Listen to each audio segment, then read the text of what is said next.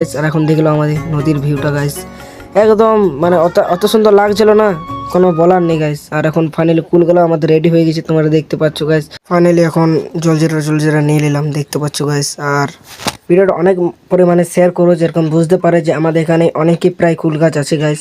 আর কুল খাতে কার কার ফেভারিট অবশ্যই জানাবে গাইস। আর কুলটা দেখো অসাধারণ টেস্ট, তোমরা ভিডিওটা দেখতে থাকো, তোমাদেরকে আমি ভিডিওতে বলবো কি কি বলছি, তোমরা দেখো চলো।